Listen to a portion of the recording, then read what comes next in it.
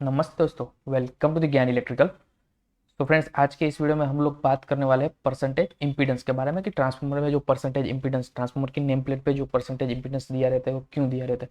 क्योंकि guys, काफ़ी बार जो इंटरव्यूअर है वो ये बेसिक सा क्वेश्चन पूछ लेते हैं कि भाई ट्रांसफार्मर की नेम प्लेट पे जो परसेंटेज इंपीडेंस है वो क्यों है, वो क्या इंडिकेट करता है।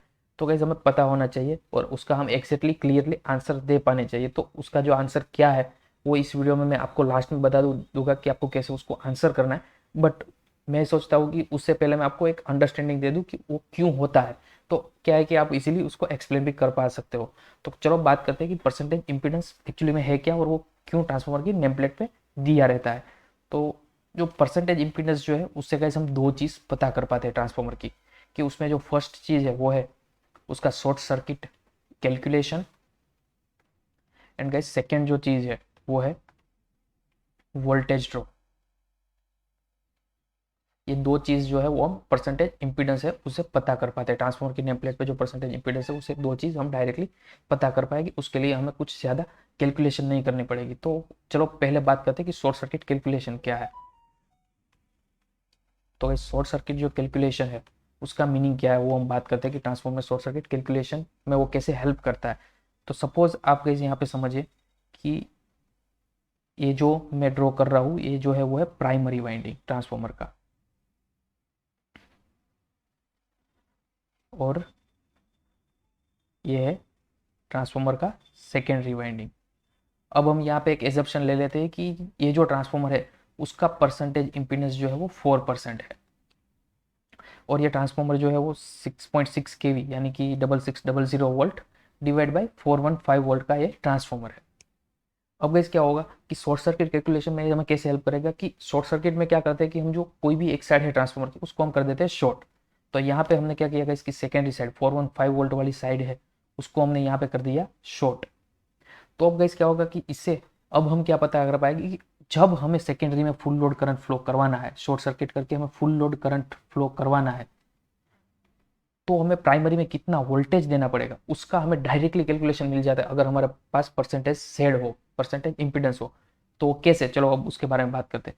तो गैस यहाँ पे हम प्राइमरी साइड जो परसेंटेज इंपीडेंस है उसके into rated voltage, rated voltage जो दे देंगे यानी कि 4%, परसेंट को हम निकाल देंगे और उसका जो रेटेड वोल्टेज वो हम दे देंगे। तो हमको गाइज यहाँ पे कुछ क्या मिलेगा कि 264 वोल्ट अराउंड मिलेगा। तो अब गाइज अब क्या करेंगे कि आप डायरेक्टली यहाँ पे सॉरी डायरेक्टली आप यहाँ पे इनपुट साइड 264 वोल्ट दे दोगे तो क्या होगा कि सेकेंडरी में फुल लोड करंट फ्लो होना स्टार्ट कर देगा। तो गाइज आपको ऐसे शॉर्ट सर्किट करंट मिल सकता है अगर आपके पास परसेंटेज इंपीडेंस है तो, और वो आपको शॉर्ट सर्किट कैलकुलेशन में हेल्प कर सकता है।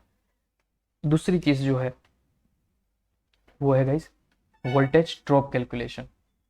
आप वोल्टेज ड्रॉप पता कर पाओगे क्योंकि गाइस आपको पता ही है कि जो ट्रांसफार्मर जो रहता है उसका वाइंडिंग है उसमें रेजिस्टेंस प्लस हम इंडक्टेंस दोनों चीज कैलकुलेट करते हैं। इंडक्टेंस में गाइस जो वाइंडिंग का इंडक्टेंस है वो प्लस लीकेज इंडक्टेंस है वो दोनों हम यहाँ पे कंसिडर करते हैं। तो इसका एक लीकेज इंडक्टेंस प्लस रेजिस्टेंस, अब इसी दोनों को मिला के हमें क्या मिलता है कि जेड मिलता है इम्पीडेंस।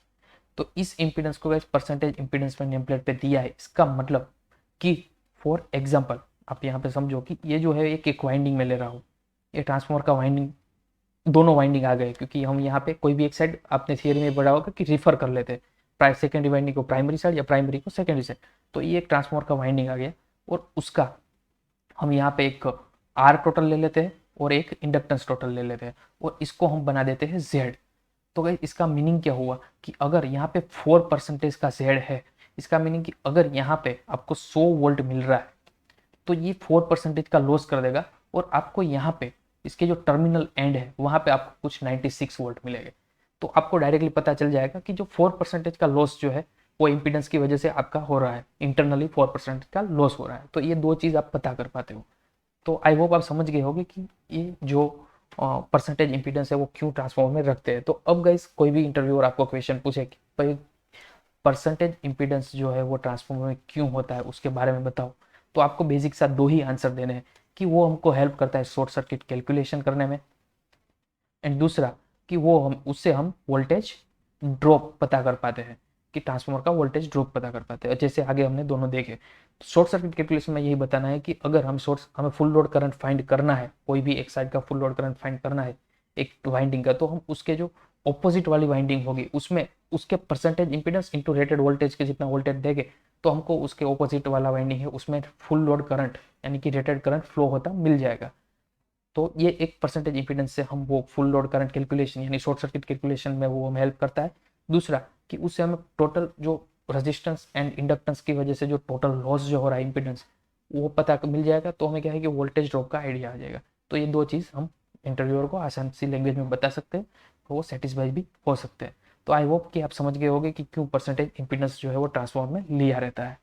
Thank you guys. अगर आपको ये वीडियो अच्छा लगा हो तो लाइक कर दीजिए, और अभी तक आपने हमारा यूट्यूब चैनल सब्सक्राइब नहीं किया तो सब्सक्राइब कर लीजिए, और अपने फ्रेंड्स और कलीग्स के साथ शेयर कीजिए, क्योंकि उससे हमें भी फ़ायदा हो।